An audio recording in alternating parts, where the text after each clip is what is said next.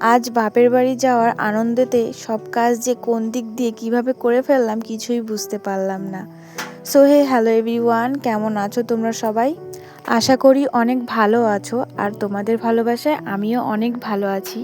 সকালবেলা ঘুম থেকে উঠে দেখি প্রচণ্ড বৃষ্টি পড়ছে, আর মনে মনে ভাবছিলাম যে কি করে আজকে বাপের বাড়ি যাব। আবার এটাও ভেবে নিয়েছিলাম যে যত বৃষ্টি পড়ুক না কেন আজকে আমি বাপের বাড়িতে যাবই, কারণ বাড়ি যাওয়ার আনন্দটাই অন্যরকম। এটা যে কি শান্তির একটা কথা, আর এটা যে একটা শান্তির জায়গা সেটা গেলেই বোঝা যায়, আর সেটা হলো বাপের বাড়ি। যাই হোক, কালকে থেকে অনেক আনন্দে রয়েছি বাপের বাড়ি যাওয়ার উপলক্ষে।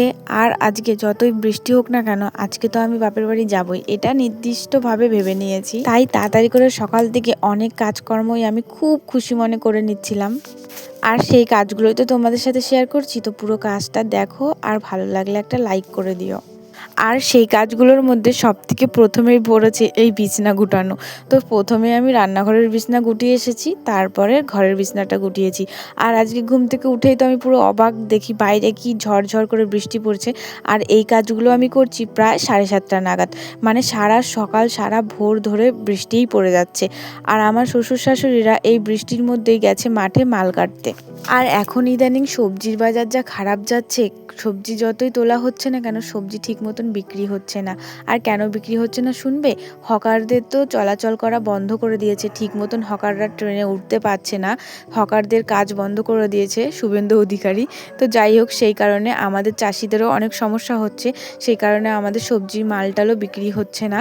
তো এইভাবে অনেক বাজার খারাপ যাচ্ছে, কিচ্ছু করার নেই। নতুন সরকার এসে নতুন সরকার যা বলবে তাই মেনে চলতে হবে। আর এদিকে মা তো বৃষ্টিতে ভিজে ভিজে এই মালগুলো কাটছে, এত কষ্ট করে কাজ করছে, তারপরেও যদি সবজির দাম না পায় তাহলে কতটা না কষ্ট হয়। যারা চাষ করে তারাই এটা অবশ্যই জানে আর ফিলও করতে পারবে।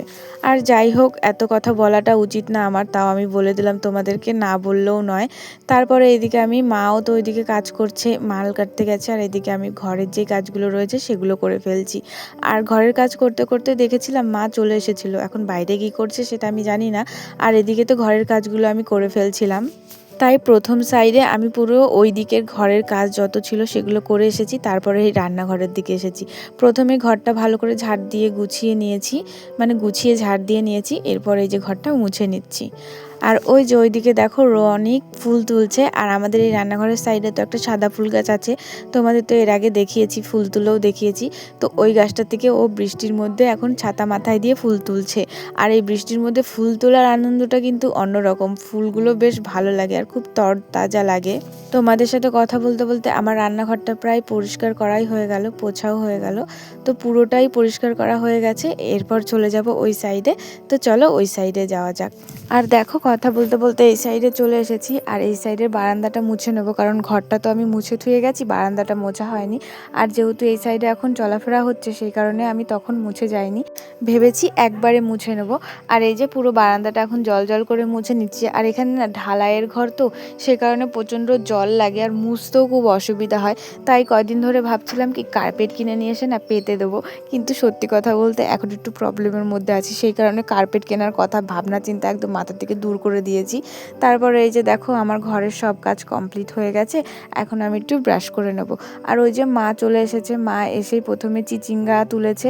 তো চিচিঙ্গার প্রচণ্ড কষ, এই গামলাগুলো যে মা ধুচ্ছে না, সেই গামলাগুলোর মধ্যে লেগে গেলে একদমই উঠতে চায় না, সেই কারণে মা ওই চিচিঙ্গা ধোয়ার মানে চিচিঙ্গা তোলার গামলাগুলো ভালো করে পরিষ্কার করে নিচ্ছিল। তারপর মা বলছিল যে তাহলে তুমি দোকানের দিকে যাও, মানে মাকে আমি বলেছিলাম যে মা আজকে আমাকে না পুকুরে স্নান করতে নিয়ে যাবা, আর আজকে বৃষ্টি পড়ছে, পুকুরে স্নান করতে ভালো লাগবে, আর কটা জামা কাপড় কাচবো, তো পুকুর থেকে একদম স্নান করে আসবো।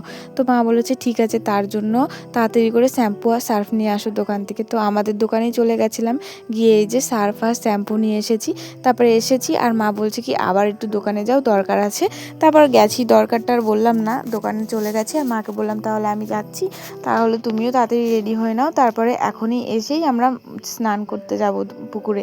আর পুকুরে স্নান করার মজাটাই অন্যরকম, জানো তো বন্ধুরা, খুব ফ্রেশ ফিল হয়। তারপর দেখো একদম স্নান করে বাড়ি চলে এসেছি, আর এখানে আমরা হাসাহাসি করছিলাম আমার শাশুড়ি মার নাইটি পরা নিয়ে, কারণ আমার শাশুড়ি মার নাইটি পরলে একটু বেশি লজ্জা পায়, তো সেই কারণে।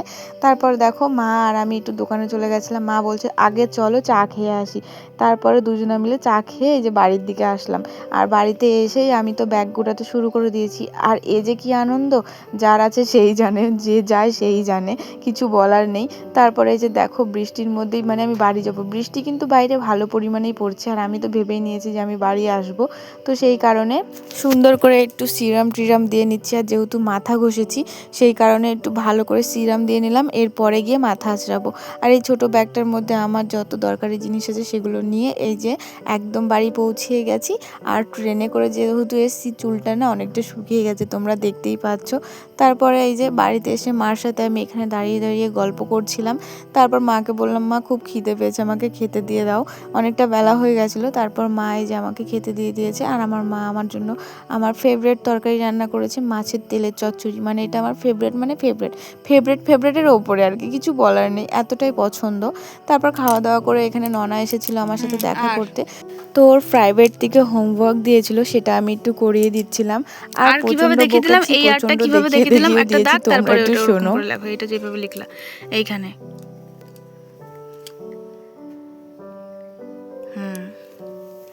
5 লেখো, 4 পর্যন্ত হয়ে গেছে, এই যে 5। এফ, সুন্দর করে এফ, এটার মতন এখানে নিচে সুন্দর করে এফ, এখানে দেখ। তারপর ওকে পড়ানো শেষ করে আমি একটু রেডি হয়ে বেরিয়ে গেছিলাম বাজারে যাওয়ার উদ্দেশ্যে। আর ভিডিওটা এখানেই শেষ করছি, কেমন হয়েছে অবশ্যই বলো। আর সারাদিনের এই টুকটাক কাজকর্ম করতে করতে আমার দিনটা কেটে গেছে। পুরো ভিডিওটা দেখার জন্য অসংখ্য ধন্যবাদ। ভালো লাগলে অবশ্যই একটা লাইক করে দিও, আর অনেক ভালো লাগে একটা সাবস্ক্রাইব করে দিও, কমেন্ট করে তো অবশ্যই জানাতে ভুলো না যে ভিডিওটা কেমন হয়েছে। তো টাটা বন্ধুরা, আবার আসবো কালকে তোমাদের সামনে নতুন একটা ভিডিও নিয়ে। অবশ্যই তোমরা সবাই ভালো থেকো।